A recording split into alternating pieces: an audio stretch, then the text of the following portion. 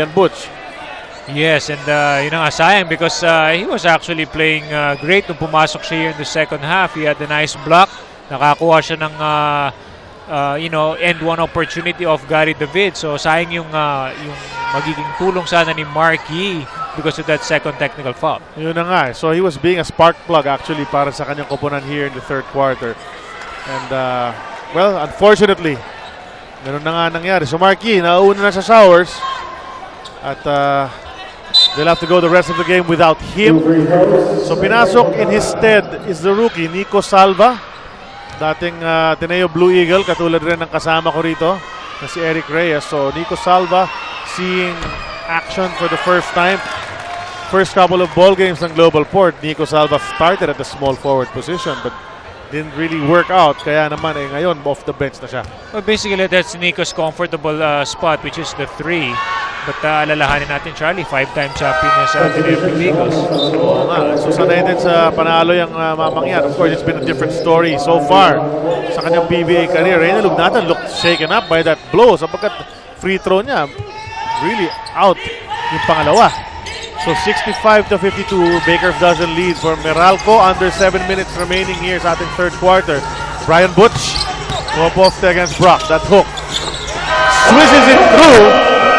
Tingnan niya, it's impossible to block that. Well, actually, simple lang yung mga galaw dito ni Brian Butch.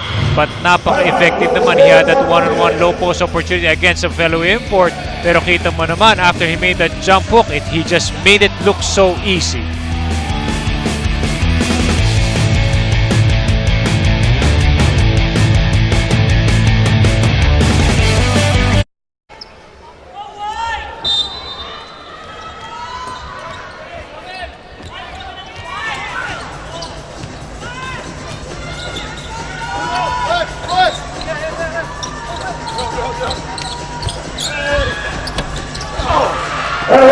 Brock nakakuha agad ng 2 points coming off that timeout para sa Global Port. Strong drives to the basket for Evan Brock, the Global Port import. He's got 17 in the game. Here's Reyna Lugnatan against John Dan Salvador. Labas dito kay Butch, open from 3. Gustong-gusto na yan, basta open, halos sigurado na. And he comes down the court with that parang yung kanyang little jig na ginagawa niya, showing how many points he scored on that play. Both imports actually had great, offensive opportunities, and that Evan Brock actually split that defense. Pero kita mo si Brian Butch, ito, maawat na nga siya para hindi na nga magkainitan in that last play. Pero one thing good about both imports, fantastic ways the way they penetrate. Pero dito in this last play, na-libre si Brian Butch because of that back pick. And the Meralco has been issuing a lot of blind screens from the weak side. That's why it's really very hard to defend Brian Butch kasi libreng-libre na nga from 3-point range. And that 3-point shot was brought to us by PLDT Home Evolution. Turns your ordinary TV into an internet TV. And Meralco has been raining it from 3-point land so far sa ating laro. Brian Butch, nandun naman sa ilalim ng basket. Mukhang nakatulak na naman doon. Sanay na nga siya, sinasabi niya, but I guess, he have to convince himself that it's all right. He has to deal with it as it comes. No? Hindi pwedeng umiinit ang ulo rito dahil kailangan siya ng kanyang kupunan. They go out to him once again. He says, why not? Hindi pumasok ang 3-point attempt ni Brian Butch.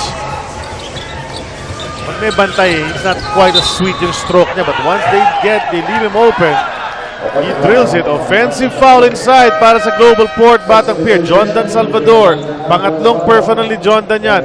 15-point lead for Meralco Boats. And Global Port just seems to be struggling on both ends of the floor right now. Nawawala na yung flow eh. In the first half, Global Port had a better flow.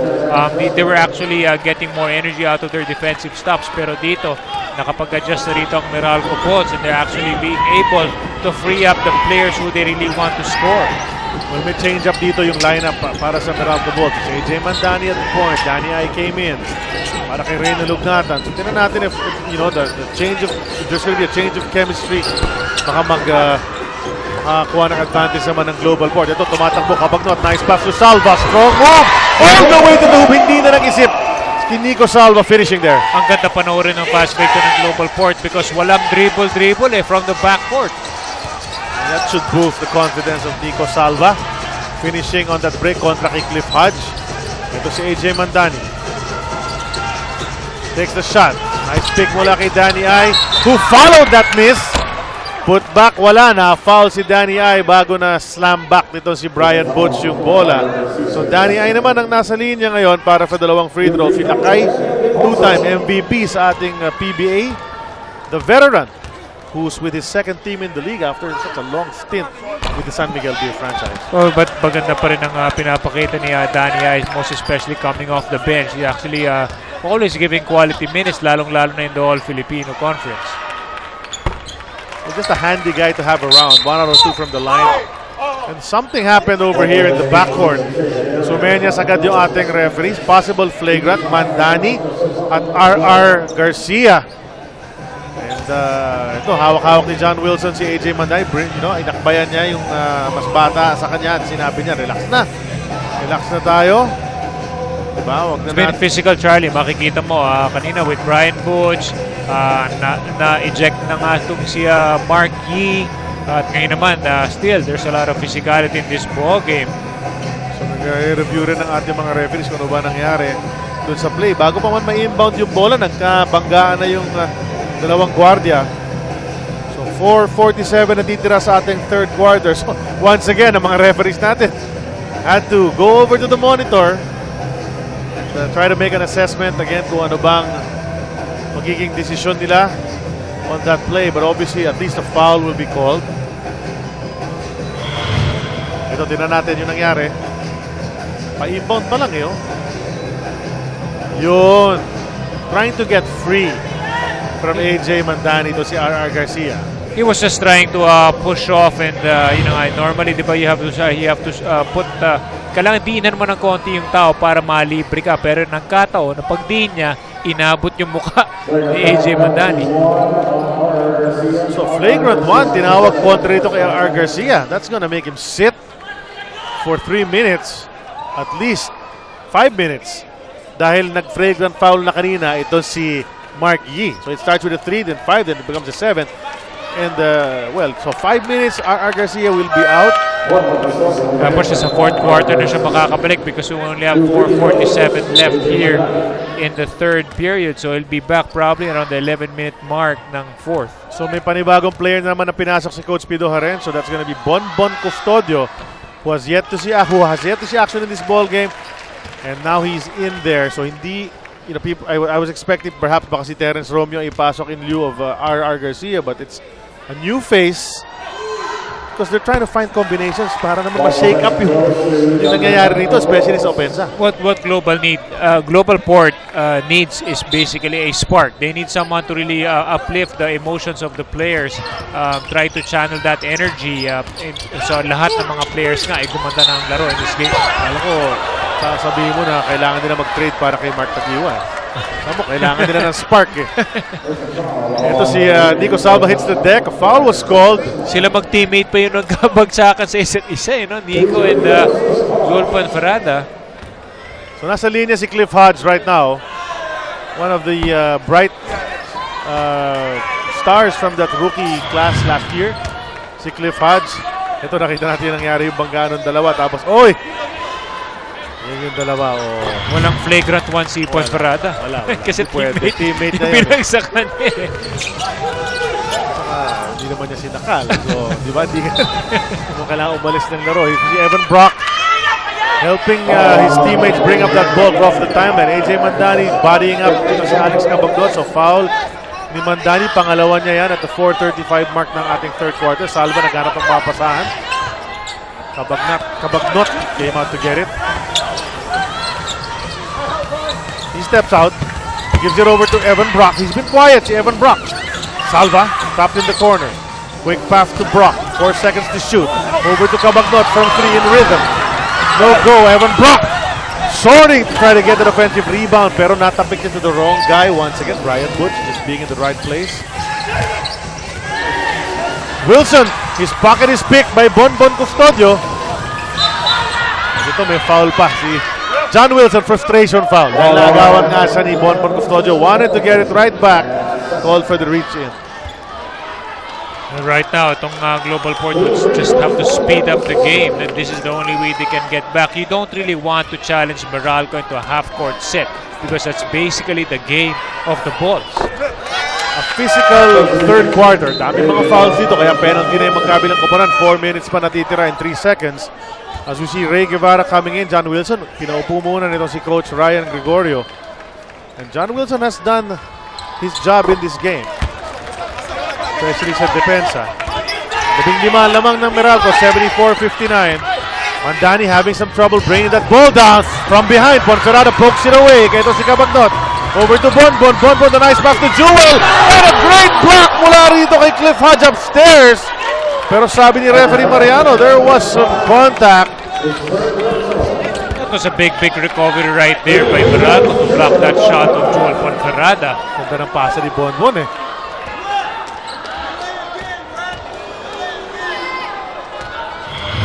Well, Ponferrada thwarted on that attempt, but already at the line. Pasok ang kanyang unang free throw. Remember, Jewel hit an outside shot nung first quarter. Started this ball game at center for Coach Pido Jarencho. So 3 points na si Ponferrada so far. Chance to make it 4. It rolls out. Brian Butch. Bigyan mo pa na isang rebound. Parami lang rebound ito si Brian Butch. He actually has 16 rebounds already in the game. Hardly any space given dito kay AJ Mandani. So natawagan ng body up foul ito si Bonbon Custodio. And Mandani has been having difficulty. They're really pressuring him as he brings the ball down or bago pa man siya makatanggap ng bola. And, but obviously they have to do that kasi kailangan they need possessions itong Global Port to try to come back in this game. Well, he really needs a lot of help from his teammates. Not only na meron siyang release pass, but the most important thing is communication. You have to tell Mandani there are a lot of guys coming from the back. Hinahabol talaga siya at pinipressure ng Global Port. And the problem is he doesn't see what's happening behind. So kailangan talaga mag-usap-usap lang sila para nga malusutan yung press or yung depensa ng Global Port. So 2 misses mula kay Mandani. Turns out good foul para rito sa Global Port, but they lose it right back on the other end. So turnover yan. Ito si Papa Ray Guevara nagmamadali to the trailing Brian Butch. Open! And you know what happens when he's not open. That's brought to you by PLDT Home Evolution. Turns your ordinary TV into an internet TV. 29 points for the Polar Bear. Grabe, this is actually the most consistent player that I've seen. Every single night, he's actually giving a 25 or 29 points a game. That outside shot mula kay Nico Salva, hindi rin nahulog para sa kanyang koponan. Tumatakbo na naman ang Orange Man, but they throw it away. Bonbon Custodio has come in here providing some energy, but it has not translated into points on the other end. Alex Cabagnon, 17-point lead ang kanilang hinahabol. Kick out Nico Salva. Who drives the lane, gets some contact. Supalpal nitong si Danny Ai, but there was already a whistle bago umangat si Salva. So dalawang free throws ang ibibigay sa kanya. And look at this pass. They saw him trailing the play. Yung hirap mo nga naman, after that transition play, the most common tendency by players is to sprint down to the shaded area. Now, if you have Brian Butch trailing at ikaw ang tumatao sa kanya, malas mo na lang because after you sprint to the shaded area, you really have to bust out and try to guard him trailing from the backcourt. You gotta love this guy. You know he really loves the game of basketball. Kausap natin siya, tumatawa-tawa siya bago mag-halftime. Tinamaan na naman Natamaan na naman ngayon. Pero tinamaan na naman sa leg. Nung nakapila siya dun sa free throw lane, try to get that rebound dun sa free throw. Tingnan na yung replay as you see some physicality. Trying to get the ball in. Nakita niya yung 3-point shot niya eh. Parang tutuwa sa sarili niya dun sa screen. Nakangiti. Evan Brock loses that ball. Tapik pala palabas. Hindi. Sabi ng ating referee, ball will go. Anong bola ba daw? Meralco ball, sabi ng ating mga referees. And Evan Brock was claiming na tapik palabas yung bola, but referee disagreed. 2 minutes and 39 seconds remaining. Inbound, Ray Guevara. Goes to Anjo Karam. Karam will drive and get hit on the way up. Jewel Ponferrada trying to guard that shaded area. In basketball, there's always a room for, if you're gonna come into a league, kailangan malaki ka, mabilis ka. But if you're a small guy, you just have to be exceptional. Guys like Eman Monfort, you got to play with a lot of heart. And one of those guys is Anjo Karam. walang katakot-takot. Kita mo, Ponferrado yung mga sinasalubong niya doon. He's still driving to the basket. Those are the things that would make, even the small guys actually formidable pagdating mo nga sa mga laro ng malalaking tao. He drilled his 2 free throws, kaya 4 na puntos na para kay Anjo Karam. At more importantly, para sa kanyang koponan, the lead has been extended to 16, 78-62. Stood tall left at 18. That was at 61-43. There's another foul. Terence Romeo naman na nasa linya ngayon para sa 2 free throws. And as we said, so far, we were expecting that the game of Terence Romeo na magtuloy-tuloy rito dahil ang tindi ng first quarter talaga niya. Great baskets. Pero nag-slow down. Nag-slow down. Talagang pinatahimik din si Terence Romeo ng depensa ng Meralco Bulls. Well, look at the way Danny I is doing. Tumatawag na siya ng kanyang mga teammates because there's that full court press na pinapakita dito ng Global Port, which is actually forcing the tempo to go faster in favor of Global Port. That's actually the speed that they want. Danny I, nakalimutan nga niya mag-step out of bounds para i-inbound yung bola doon the play. Here's Guevara to Danny I at the post. 8 seconds on the shot clock. Making his way in.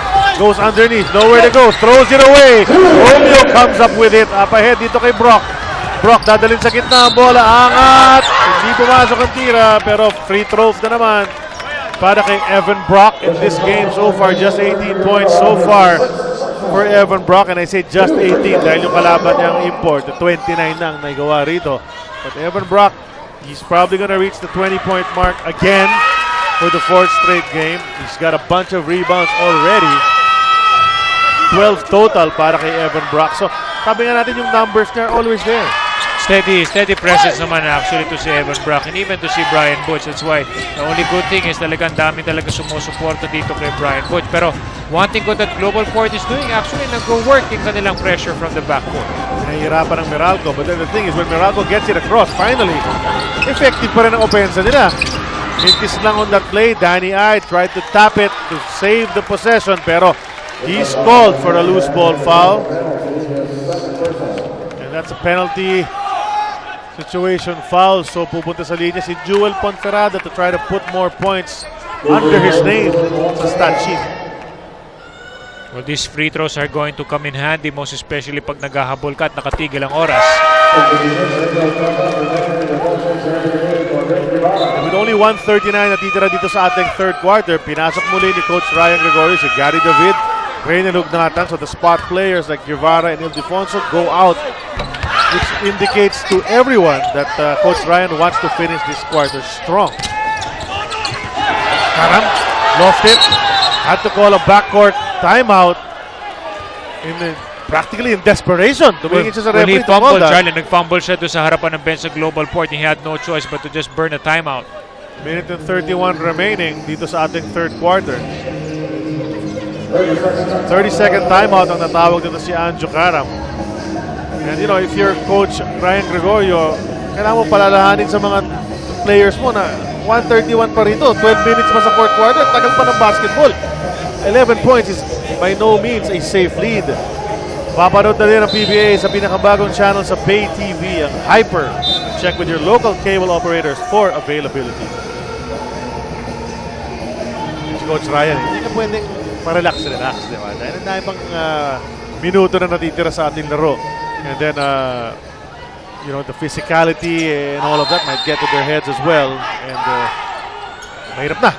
And Karam ahead of the pack this time goes all the way, missing that layup, but he got hit.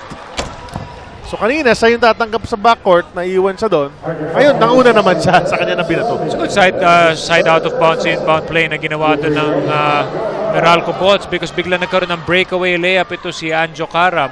Everybody was thinking na ipapasa dito sa backcourt pero libreng-libre na nga and they actually did a nice release pass. 5 points already para rito kay Anjo Karam. Make that 6. And a lot of people who haven't caught the Meralco Bolts games, especially the last one, tapos ngayon, kakatunin na nila. Probably wondering, sino ba ito nagdadala ng bola para sa Meralco Bolts? Well, he's playing admirably para sa kanyang koponan na Terence Romeo. Nagbintis ang kanyang tira mula sa shaded area. And a foul is called on Anjo Karam. Has got a tough job trying to fill in the shoes of Mike Cortez and at the same time play against Terence Romeo. It has been such a long, drawn-out quarter, Eric. Grabe yung action dito. Panay ang stop the action ang nangyayari rito. 25 fouls tayo dito sa third quarter alone. Grabe, no? Talagang pisikalan na nangyayari. Then the two teams went into penalty early at the 5-minute mark. Both teams already entered. Tapos sunod-sunod yung banggaan. Especially with aggressive plays like that. Diba? Backcourt pa lang. Sinusubukan ng depensa. Tao-tao na nangyayari. And so inevitably, there will be contact. There has been an ejection in this game. Mark Yee has been thrown out for 2 technicals. Tapos ito si R.R. Garcia, na flagrant foul na rin.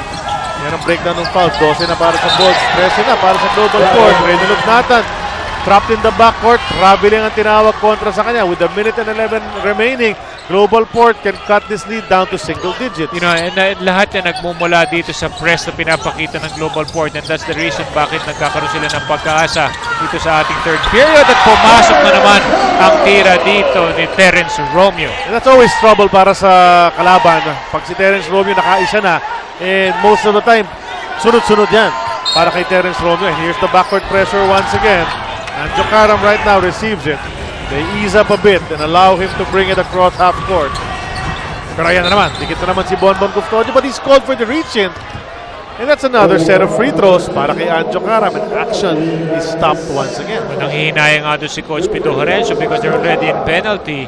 And so far, maganda naman ang dinidepensa dito ng global court. Well, Karam will gladly step to that line and drill free throws para sa kanyang koponan. Balik na naman sa double digits ang lamang ng Bolts. It's 10 right now, 81-71, under a minute remaining. Romeo, the pass to Jewel, who mishandles. Can he keep it? He's lying on that baseline nung tumawag siya ng timeout. So not granted ang kanyang request for timeout. Turnover naging resulta. Ang ganda na sana ng lusot to ni Terence Romeo at pasa kay Jewel Conferado, pero yun na, hindi nila makontrol yung bola. Cliff Hodge trying to get that ball. Grabe yung dikit nga ng global court. You know, if it wasn't a penalty situation, very aggressive backcourt defense na ginagawa ng mga to. Ngayon, Cliff Hodge naman mag-free throws. 27 fouls have been called here in this third quarter. You know, Meralco so far in the previous games that they had, they were also struggling from the free throw line. 2 misses from Cliff Hodge. Here's Terence Romeo, nagmamadali na naman. Challenge na si Brian Brook. Linipat sa kaliwa ang pogi naman. Tumira ni Terence Romeo. Walang katakot-takot, nag-switching from right to left layup ang ginawa doon ni Terence Romeo. Eh, miski si Brian Bush, nagulat siya. Hindi na siya nakabuelo doon to be able to at least defend that basket. You know, you might think na medyo whistle happy yung mga referees dito sa ating third quarter, but players are giving them reasons to call dahil parehong body up ng body up, and obviously the referees are calling that body up type of foul dito sa ating third quarter. You know, but the key here, Charlie, is you have to make free throws. 11 of 23 free throws itong Meralco Bolts at sumablay na naman. Napakaraming free throw misses na rito ng Bolts, and this is actually, kumbaga, you're actually giving Global Port that window of opportunity to catch up in the game. And guess what?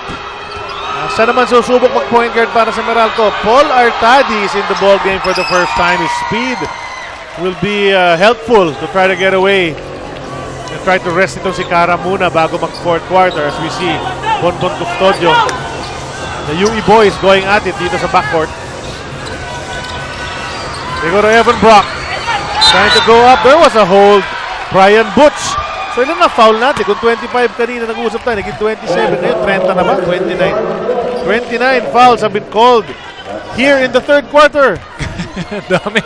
Too many fouls. Alone, ang third quarter pa lang hindi pong laro yan. Actually, 16-13. Lamang yung global port. 16-13. Kaso lamang sa laro ang Meralco. Well, but yun na nga, Charlie, kahit mas maraming fouls ang global port, just in this quarter, ang dami naman missed free throws dito ng Meralco Bolts. So that's actually, maganda na rin yung nangyayari kahit maraming fouls. Well, a miss on the second mula rito kay Evan Brock. 8-point lead para sa Meralco.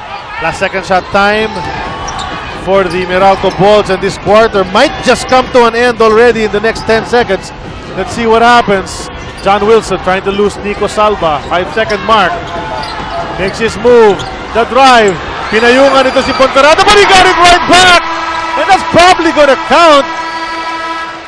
presence of mind para Yes, rito kay presence John of mind. Yung composure niya, he was already stuffed by Joel Ponferrada, but he just kept, his eye on that ball. The basket counts clearly. At tatlong quarter nakaraan ang ating score, 84-74. Brian Butch nagpakitang gilas dito sa ating third quarter. 29 points, 18 rebounds total in the game. Bunch of three-pointers. He's enjoying himself. And his team has a 10-point lead. Let's see if they can protect it sa last 12 minutes ng ating laro. Fourth quarter action sa aming pagbabalik.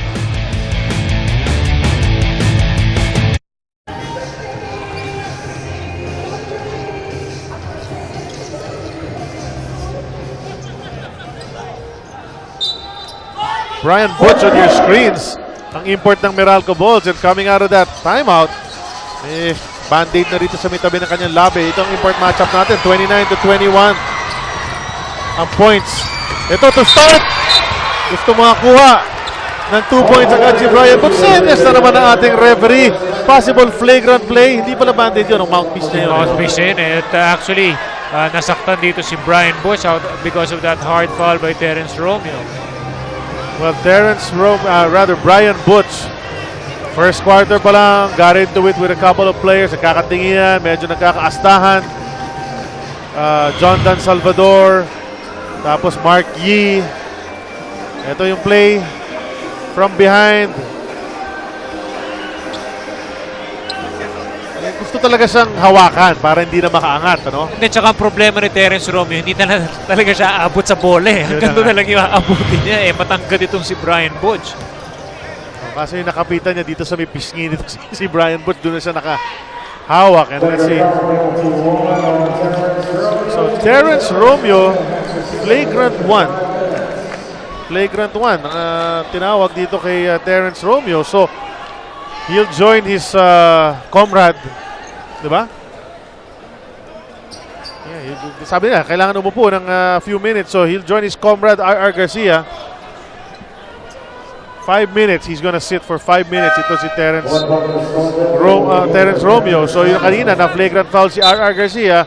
Malapit na matapos yung 5 minutes. Hanggang 5 lang pala yun. Hindi na umangat ng 7 yun. Yes, and at this point, kakailangan talaga ng global port itong si Terence Romeo. Pero he has to sit out.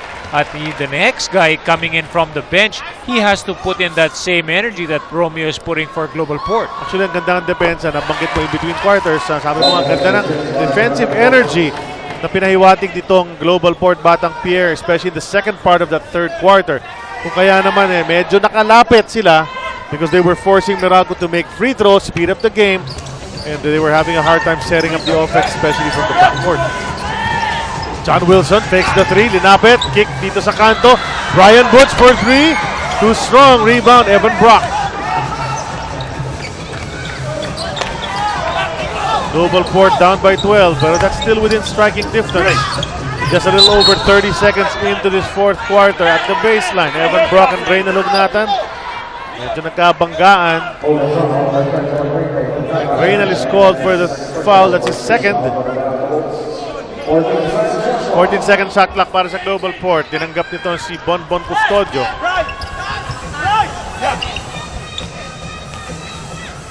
Lumabas si Brock para tanggapin ang bola. Atake ngayon si Evan Brock. Kick dito kay Nico Salva. Hesitation, drives it in. Bounces out. Joel Ponferrada trying to save it. Pero pagtalbog ng bola, sabi ng ating referee, it's gonna stay dito sa side ng global port. Sa kabagnot mag-i-inbound mula dyan sa baseline. Salva, quick jumper off that curl. No go. Brock second attempt. One to the third and he gets a foul. Evan Brock's gonna go to the line for two. Workhorse talaga. Nakakatuwa rin kung kakampi mo si Evan Brock dahil he just never quits on the play. Well, kailangan na lang talaga mahawa yung kanyang mga teammates, and so far they're responding very well. A good thing about Evan Brock, he's a hard worker, and even if makita mo yung mga teammates na sumasablay, he's being fouled hard, he's just actually focused on the game. He will just try to keep on going for that basketball. 22 points para dito kay Evan Brock. And mintis ang kanyang pangalawang free throw. Samahan mo pa yung 22 points niya ng 16 rebounds na. So alam naman natin, tindi nung statistics niya nung huling laro. ng kanyang koponan. Evan Brock was able to get 27 points and 28 rebounds. How often is that na mas mataas yung rebounds mo pag naka 20 plus ka na? Gary DeVille's 3 doesn't go, and Evan Brock chasing another 20-20 night on that rebound. He goes up. Hindi pumasok ang tira. Balik na naman sa linya si Evan Brock. And if there's one thing that Evan Brock has to do, has to prove sa kanyang mga defenders, is that he can consistently knock down those free throws. Yun nga, malaking bagay talaga yung free throw shooting, lalo na naghahabol sila at ito nakatigil ang oras. Naipasok niya ang una. So Evan Brock now 23 points in the game. This well-traveled basketball vagabond ito si Evan Brock, kung saan napunta yan. Former member of the Alabama Crimson Tide. That brings us into a timeout. Lamang pa rin ang Meralco, 86-77.